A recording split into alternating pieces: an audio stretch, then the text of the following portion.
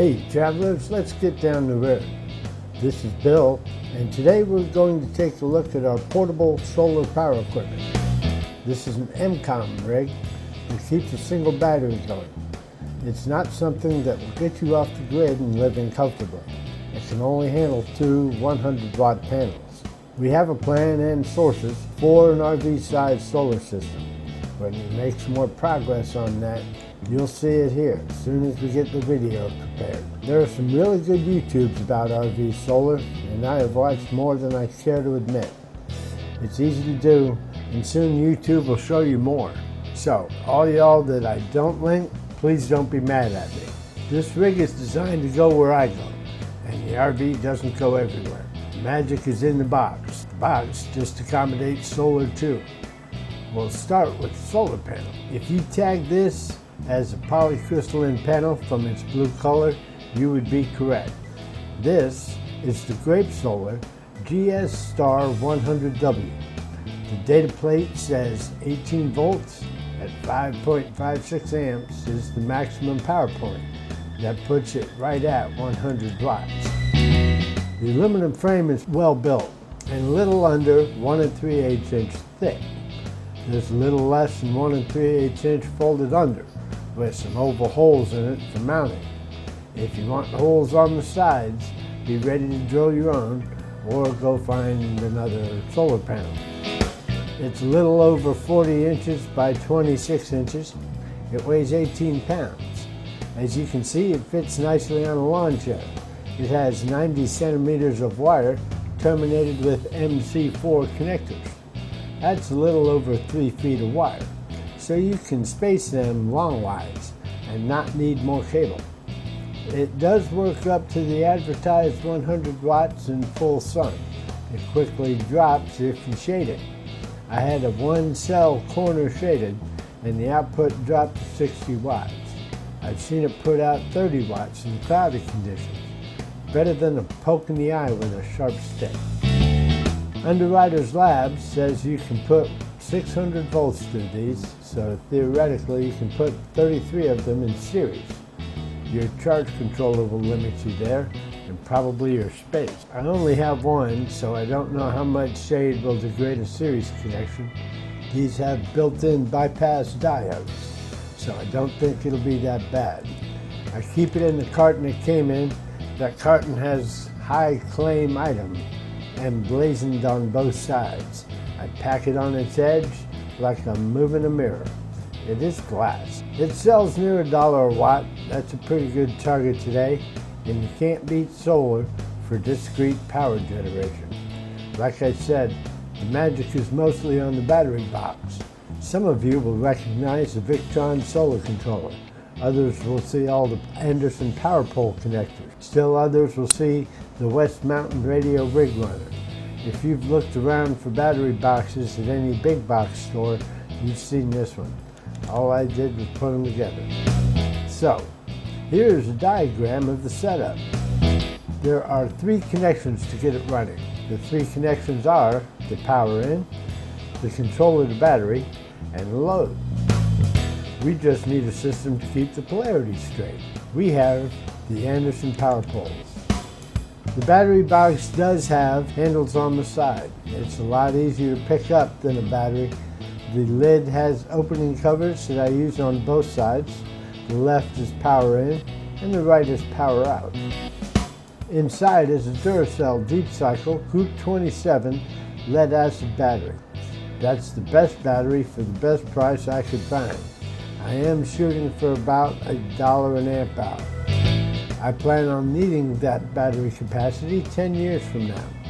I've not tried lithium at this scale. Battery management is another video. Right off of the positive pole of the battery is a resettable 100 amp circuit breaker. It has nut and bolt poles with nice rubber covers on them to avoid contact with the electricity. That's always a good thing. That is also my positive disconnect switch. If I need to turn it off quickly, that's where I go. The Anderson power pole connectors are the Aries FEMA standard. If I want to join in an Aries effort, my power has to have power pole connectors. ARES is the Amateur Radio Emergency Service, and FEMA is the Federal Emergency Management Agency. For one, power poles make polarity errors easy to avoid.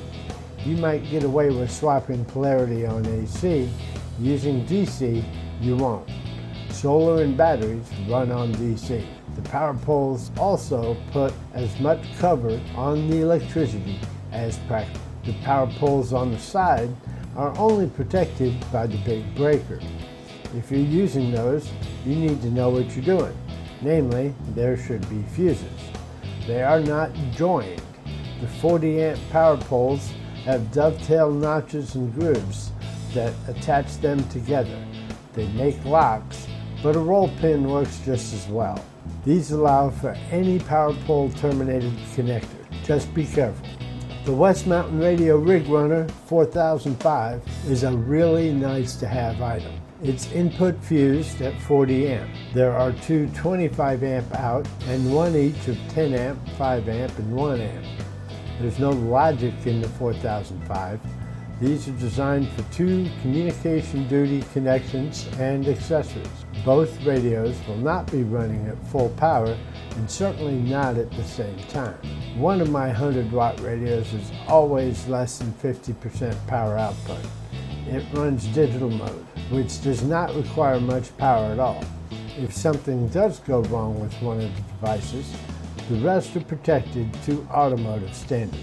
The Rig Runner power poles are joined. They will not plug in reverse.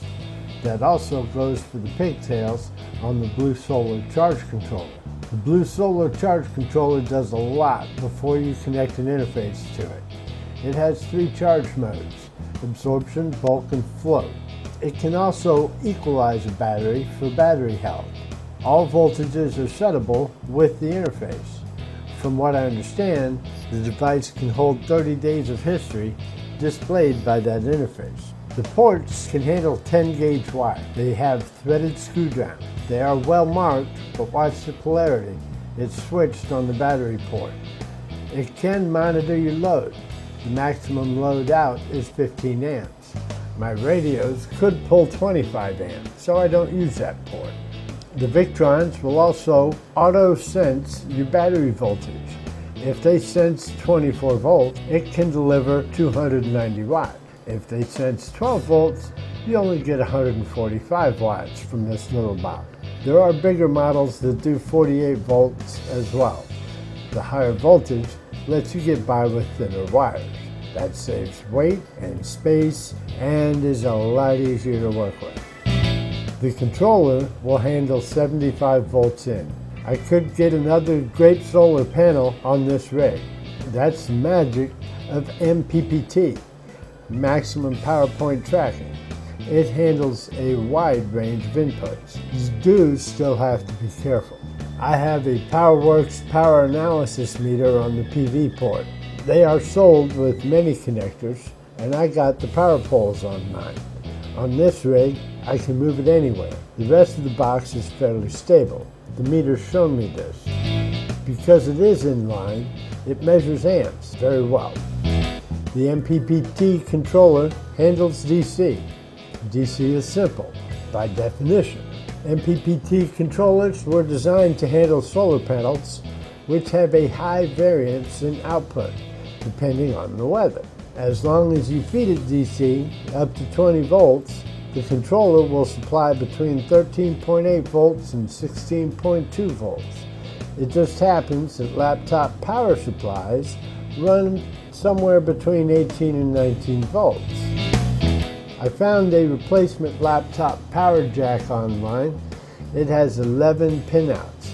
Fortunately, they were all wired to the center or outside of the connector. I tested this with individual strands of some 12-gauge wire. That's how small the holes in the laptop power jack connector were. The power poles came in really handy. I can feed the control with power supplied from Dell and HP. They still run the laptops after me. What this means is that if you need to fill your battery, you can do so from almost any source. Of course, you should keep an eye on the levels of input electricity With the power poles on the meter, the levels are available in a flash. Thanks for watching. Like us, share us, subscribe, or leave a comment. We'll try to get back quickly. This is Bill for Get Down the Road. We'll see you later.